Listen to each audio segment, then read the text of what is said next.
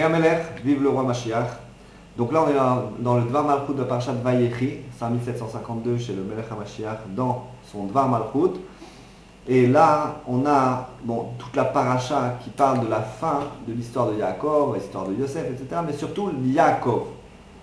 Yaakov Avinu, qui termine sa vie en bénissant tous ses enfants.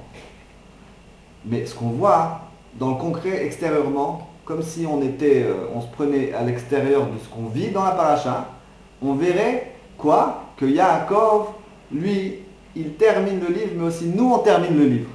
C'est pas que Yaakov, lui, termine le livre, Vayechi, Yaakov et tout ça. C'est que nous, on termine le livre de Bereshit. Le Rabbi se place du côté du lecteur aussi, tu vois. Donc on voit qu'on termine le livre Bereshit, et le Rabbi dit, ce Sefer-là s'appelle Sefer HaYashar.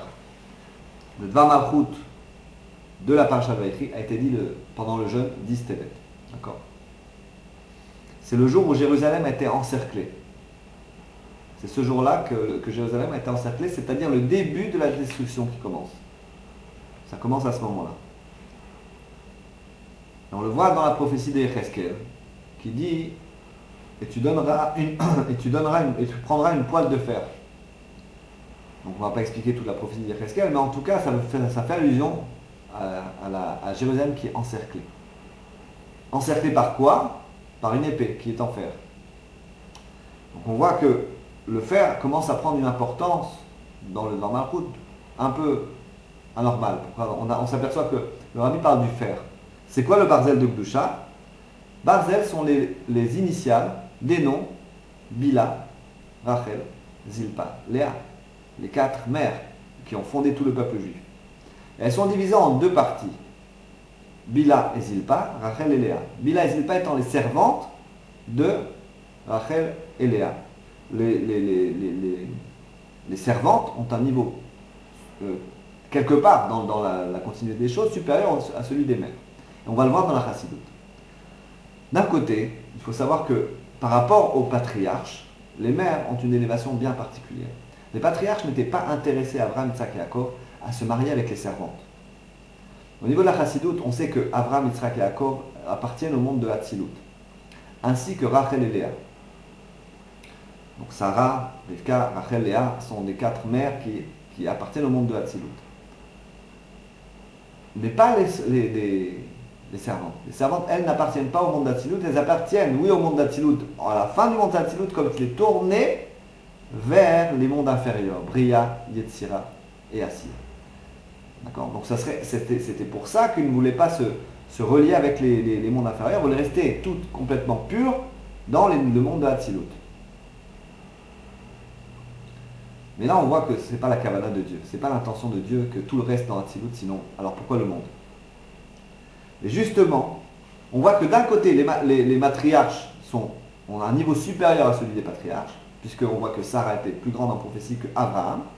Et d'un autre côté, les shvachot, les servantes, étaient supérieures aux matriarches, puisqu'elles-mêmes ont la faculté de descendre et de s'impliquer dans le monde, jusqu'à Malchut.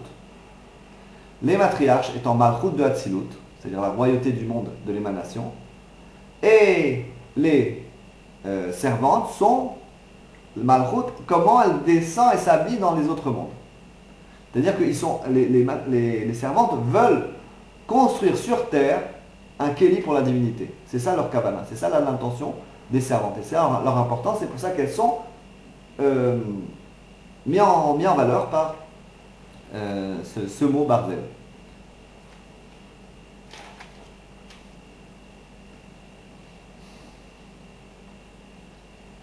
Maintenant, on voit que la Tid Lavo, dans le monde futur, il y aura une annulation totale du mal. D'accord. Donc automatiquement, il y aura une annulation totale du fer d'impureté, le fer de la Klippa, le fer de l'Eumadze, comme on a expliqué.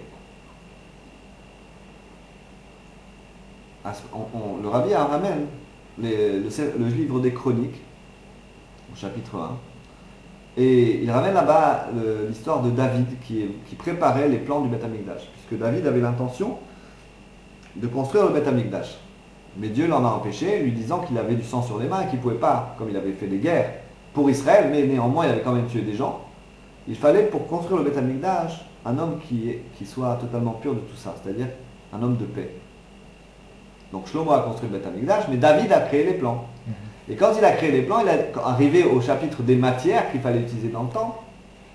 Il a parlé, Vezei et Zahav les Zahav, et ce sera l'or pour l'or, combien d'or il va falloir prendre, l'argent pour l'argent, le cuivre pour le cuivre, et le fer.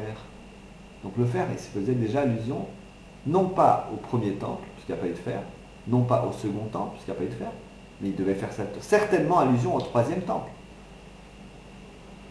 Maintenant, on a dit que Yaakov est en vie par ses enfants. D'accord, on a expliqué que Yaakov est en vie par ses enfants, comme on a dit au début. Maintenant, Yaakov s'écrit Yud et après Akev. Akev, ça veut dire le talon. Yud, c'est la lettre Yud. D'accord. En disant ce Yud là, c'est le Yud du nom Yud Kevavke. Pourquoi il a dit du nom Yud Kevavke? Il aurait pu dire trouver d'autres exemples. Il a dit du nom Yud Kevavke, c'est-à-dire du nom de Dieu. Et comme on parle maintenant du nom de Dieu, alors à ce moment-là, on a le Yud qui prend une importance et une ampleur incroyable. D'accord? C'est plus le Yud de Yaakov, c'est le Yud de Dieu. Ce Yud là fait allusion à quoi? À l'essence divine. Plus encore, à l'étincelle divine qu'on a en nous qui est l'essence de Dieu telle qu'elle se dévoile dans le monde. C'est-à-dire chaque juif il a une parcelle divine. Cette parcelle c'est une étincelle de la Neshama et cette étincelle de la Neshama c'est l'essence divine, c'est une parcelle de l'essence. De faire descendre et de dévoiler cette essence de l'âme en nous. Cette étincelle divine la dévoiler en nous. En faire quelque chose de vivant, en faire quelque chose de vivant jusqu'à ce que ce Yud descende dans le talon. Yud Akev. Pour révéler tout cela, le rabbi demande de faire quelque chose en plus. Toujours, le rabbi demande toujours de faire quelque chose. Il nous pousse pour avancer. Parce qu'on avance dans la Kedusha, on ne recule pas. Ma'alim Bakodesh, on monte dans le Kedusha.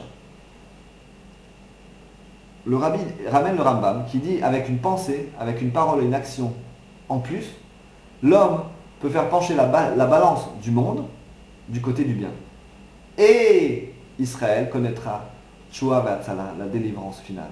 Le rabbi dit qu'on arrive, que ça tout se passe Shabbat, que la Seudat Shabbat, c'est ça qui nous fait vivre toute la semaine. Yom, Shekulo, Shabbat, Umenucha, Lechaye Olamim, c'est-à-dire le jour qui est complètement shabbatique et qui va être un repos pour l'éternité. C'est quoi ce jour? C'est la Géoula. D'accord? Donc le rabbi nous dit, faites attention, c'est la Géoula qui commence. Prenez du Shabbat vers la semaine, arrêtez de faire la semaine Chol. La semaine n'est plus Chol, on est déjà rentré dans la Géoula. Donc la semaine elle-même est Kodesh, la semaine c'est Shabbat. Le Shabbat nous envahit, en fait nous envahit de bienfaits. Il ne nous envahit pas, alors c'est Alvaï, c'est seulement il pouvait nous envahir. D'accord?